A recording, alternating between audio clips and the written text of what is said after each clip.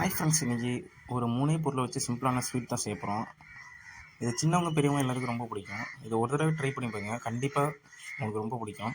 வாங்க எப்படி செய்யணும்னு பார்க்கலாம். முதல்ல ஒரு பவுலில் 100 கிராம் கோதுமை மாவு எடுத்துக்கலாம். அது கூடவே ஒரு ஸ்பூன் சர்க்கரை, ஒரு ஸ்பூன் தூளுப்பு சேர்த்துக்கலாம். ரெண்டுத்தையும் சேர்த்து மாவு நல்லா பிசைஞ்சு விட்டுக்கலாம். மாவு நல்லா பிசைறதுக்காண்டி கொஞ்சம் கொஞ்சமாக தண்ணி சேர்த்து நம்ம கோதுமை மாவு பிசைகிற பத்தத்துக்கு நல்லா பிசைஞ்சு விடுங்க. மாவு நல்லா பிசைஞ்சோடனையும் அது கூடவே கொஞ்சமாக நல்லெண்ணெய் இல்லைன்னா ரீஃபண்ட் ஆயில் எது வேணால் சேர்த்துக்கலாம். சேர்த்து நல்லா பிசைஞ்சு விட்டு ஒரு 10 நிமிஷம் நல்லா ஊற விட்ருங்க. மாவு நல்லா ஊறி வந்தால் தான் உங்களுக்கு ஸ்வீட் நல்லா வரும். அடுத்ததாக ஒரு தேங்காயை உடைச்சி திருவி வச்சுருக்கோம். அதை ஒரு பிளேட்டில் சேர்த்துக்கிட்டு அது கூடவே 100 கிராம் வெல்லம் இருக்குது, அதையும் சேர்த்துக்கலாம். வெல்லத்தையும் தேங்காய் துருவலையும் நல்லா சேர்த்து பிசைஞ்சு விட்டுக்கலாம். நல்லா பிசைஞ்சு விட்டு வெல்லமும் தேங்காய் துருவலும் நல்லா மசிஞ்சு வரணும். அந்தளவுக்கு நல்லா பிசைஞ்சு விட்டுக்குங்க.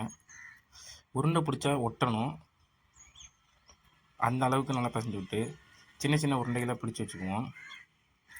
உங்களுக்கு தேவையான சைஸில் உருண்டை பிடிச்சிக்கோங்க. ரொம்ப சின்னது இல்லாமல் பெரியது இல்லாமல் மீடியம் சைஸில் உருண்டை பிடிச்சி வச்சுக்கோங்க.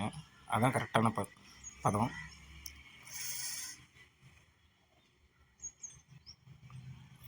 இந்த பாருங்கள், இதே சைஸில் மாவு நல்லா பிடிச்சி வச்சுக்கோங்க. அடுத்தது ஒரு இலையில் கொஞ்சமாக நல்லெண்ணெய் சேர்த்து நம்ம ஏற்கனவே ஊற வச்சுருக்க கோதுமை மாவு எடுத்து நல்லா இதே மாதிரி சப்பாத்தி சைஸ் அளவுக்கு நம்ம வர வரைக்கும் அகலமாக இதே மாதிரி உருட்டி எடுத்துக்குவோம். நீங்கள் கையிலன்னா சப்பாத்தி கட்டையில் கூட அழகாக தேய்ச்சி எடுத்துக்கலாம். அதில் நம்ம ஏற்கனவே உருண்டை பிடிச்சி வச்ச தேங்காய் துருவலை சேர்த்து இதே மாதிரி அழகாக மடித்து எடுத்து வச்சுக்குவோம். இதே மாதிரி ஒவ்வொரு உருண்டையும் சேர்த்து உருண்டை கேப் இல்லாத அளவுக்கு நீட்டாக இதே மாதிரி செஞ்சு வச்சுக்கலாம்.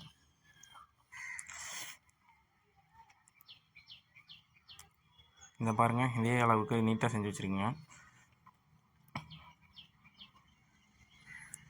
இதே மாதிரி ஒவ்வொரு உருண்டையும் எல்லாம் சேர்த்து தனியாக எடுத்து வச்சுக்கலாம்.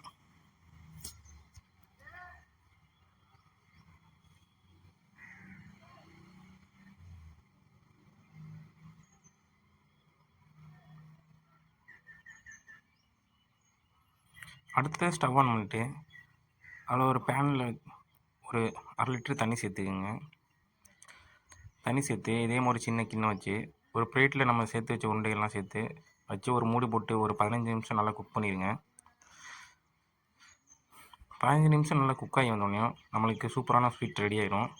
இதே மாதிரி கண்டிப்பாக நீங்களும் ட்ரை பண்ணி பார்த்துட்டு கமெண்ட் பண்ணுங்கள். கண்டிப்பாக சூப்பராக வரும். நம்ம சேனல் பிடிச்சிருந்துச்சுன்னா மறக்காமல் சப்ஸ்கிரைப் பண்ணிக்கோங்க.